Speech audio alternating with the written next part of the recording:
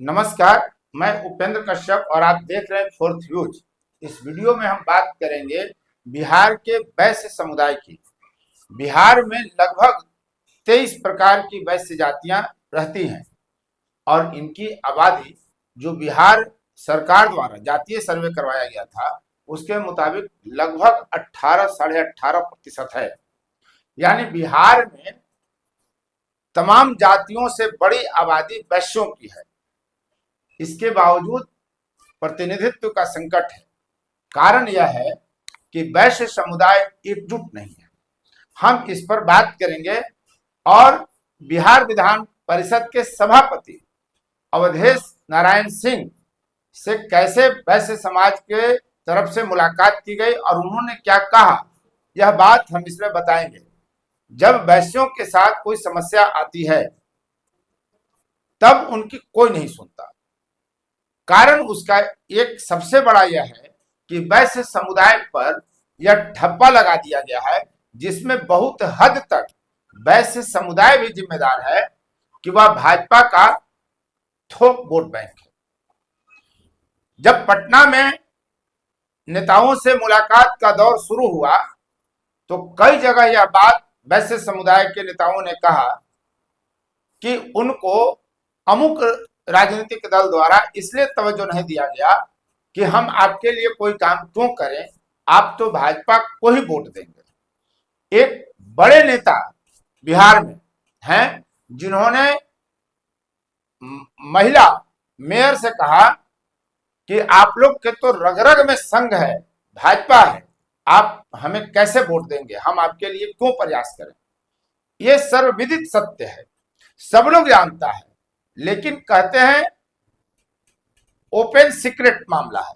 यानी जानता सब कोई है, कहता कोई नहीं है। राजनीतिक दल हो या नेता हो, वो आपसे ऐसी बात व्यक्तिगत तौर पे कहते हैं। जब आप काम कराने जाएंगे तो उनका जाति उनके आड़े आ जाता है, उनका जातीय समीकरण उनके आड़े आ जाता है और बिना जाति समीकरण देखे आपको कोई सुनता नहीं है। तो समस्या यह है कि जो 2 दर्जन वैश्य जातियां बिहार में हैं वो क्या करें।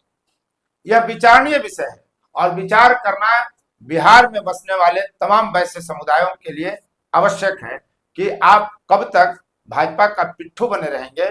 और यही कारण है कि दूसरे राजनीतिक दल आपको नहीं लगाते। बहरहाल बिहार विधानसभा में भागीदारी जब तक आपकी सुनिश्चित नहीं होगी तब तक आपको कोई तवज्जो नहीं देगा, आपकी ताकत नहीं है। जब हम विभिन्न राजनीतिक दल के नेताओं से मिलते हैं तो नेताओं की तरफ से एक बात प्रायः कही जाती है कि सत्ता की ताकत सिर्फ और सिर्फ राजनीति में है।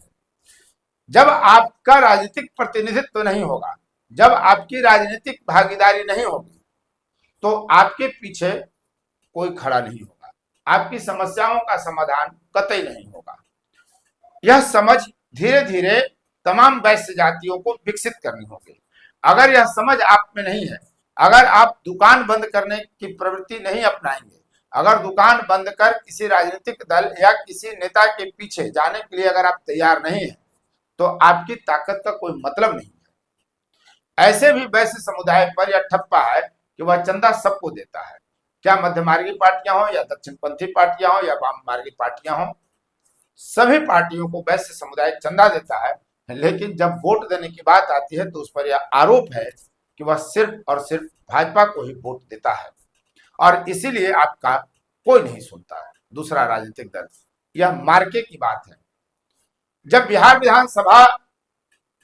विधान परिषद के सभापति अवधेश नारायण सिंह से इस देश के सबसे बड़े व्यापारिक संगठन CAIT कैट और स्वर्णाभूषण व्यवसायियों के सबसे बड़े संगठन all India jewellers and gold Smith federation यानी AIJGF के बिहार प्रदेश के अध्यक्ष अशोक वर्मा के साथ बिहार के कई जिलों से आए व्यवसायी जब मिलने गए तो उन्होंने एक बात एकदम व्यवहारिक कही कि आप अपनी राजनीतिक सक्रियता बढ़ाइए, राजनीतिक भागीदारी बढ़ाइए। जब तक कि आप राजनीति में नहीं आते हैं राजनीतिक ताकत आपको प्राप्त नहीं होगी, आपको कोई नहीं सुनेगा। उनकी 2-4 लाइन की यह बात क्या आपको पिंच नहीं करती? क्या आप आज से प्रेरित होंगे? देखिए, अगर आपको सफल होना है, अगर आप चाहते हैं कि आपकी बात भी सुनी जाए, आपकी समस्याओं का समाधान हो, तो आपको किसी का वोट बैंक बन करके नहीं रहना होगा। इस देश में मुसलमान इसीलिए पिछड़े रह गए।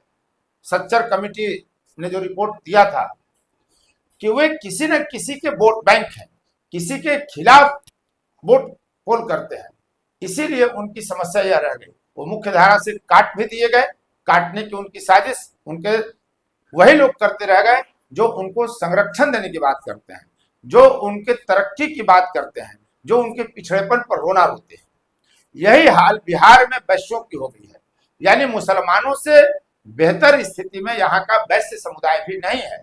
राजनीतिक तौर पे वैश्य समुदाय हाशिए पर है, और इसकी एकमात्र वजह है कि मुसलमानों की तरह ही आप वोट बैंक बन गए हैं। किसी के खिलाफ जाकर वोट पोल करते हैं, किसी के साथ रहने की आपने आदत बना ली है। इसलिए जिसके साथ आप हैं वो आपकी चिंता नहीं करता, इसलिए उसके दिमाग में है कि बंदा जाएगा किधर, इसका वोट तो यही मिलेगा।